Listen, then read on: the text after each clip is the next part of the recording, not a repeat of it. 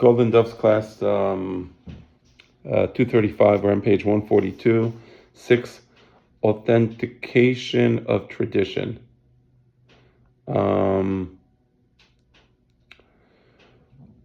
of the meanings of matbea is formulation. So, for example, matbea means coin, but it also means, for example, you have matbea shetabi'u hachamim bibrachot, the formulation that the hachamim formulated in the berachot, right? In this sense, the term was applied not only to liturgy, but more specifically to the authoritative formulation of the oral law. So, right. So, matbea shetabi'u hachamim bibrachot is an example of liturgy, but it also could be a matbea of the oral law. Ben Amozeg has shown that a key banking term, leharsot, hirsa, to submit for verification and evaluation, that is to submit money for inspection to a banker. It's very interesting. So leharsot ma'ot, because you want to know that the money is not counterfeit or that, right? So you bring it to an expert and he looks at it and he can examine the matbea. So that's called leharsot ma'ot, right? Was used by the rabbis to indicate that a tradition was submitted to the proper authorities for certification. Right, so you have let's say you have a tradition, Amar Rabbi Yosef, Amar Yehuda, Shemuel. You have a particular tradition, and now you want to examine the tradition. You want to authenticate the tradition, right? You want to make sure maybe there is other contradictory traditions. In that case, which tradition is a correct one, right? So the same way you would be marseh ma'ot, you would also want to authenticate a tradition. Rabbi Akiva, right, so let me just check the footnote, this footnote 1 here. Right, no. All right, let's continue.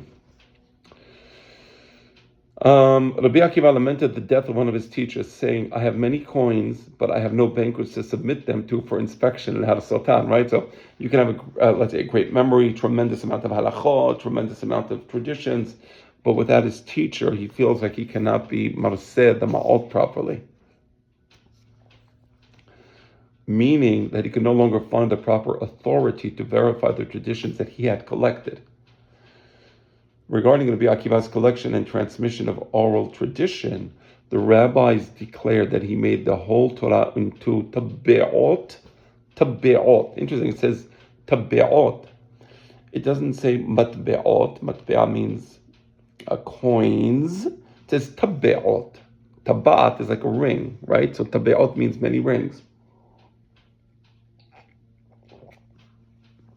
Same etymology, but why tabe'ot and not matbe'ot? The usual translation of tabe'ot, rings, like I said, is grammatically possible. But it does not convey the sense of the sentence. What does it mean that Rabbi Akiva made the Torah into tabe'ot, right?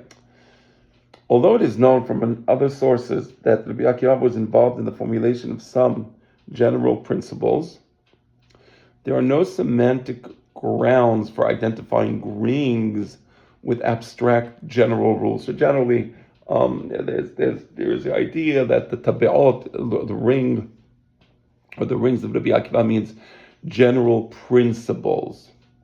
My father disagrees with that. In fact, no such abstract general rules covering the whole Torah are known to have been formulated. So they say that Rabbi Akiva formulated general principles. Which ones? Go ahead. Finally, it is worth considering that the principal meaning of tabat, signet, seal. It may also mean ring because rings were commonly used as seals. So the reason that tabat or tabe'ot, rings, meant a ring is because the ring often had a signet on it, and they would use it to seal, let's say, a letter, right? Or a document, so it would be his seal. So the seal is like a matbea, it's like a coin, right? The seal or the signet is like a coin. That's the reason the tabat is even called a tabat, right? It's because it has that seal on it. So there's the connection between matbea and tabat. The report of the rabbis about Rabbi Akiva's activities becomes clear when we consider that, as indicated by the Binyamin Musafia, taba'at, plural tabe'ot or tabe'im, is the Aramaic equivalent of matbea and is used in the Mishnah as coin. So tabat is the Aramaic of matbea. And that's from Aruch HaShulchan. Okay.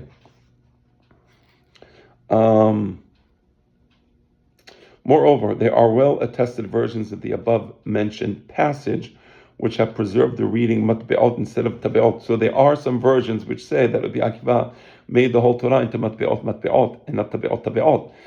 Because all tabe'ot means it's matbe'ot. It's just a different language. Aramaic versus Hebrew. At the beginning of his career, Rabbi Akiva had studied with many teachers, and his traditions were in disarray. He was compared to a disorderly storage house.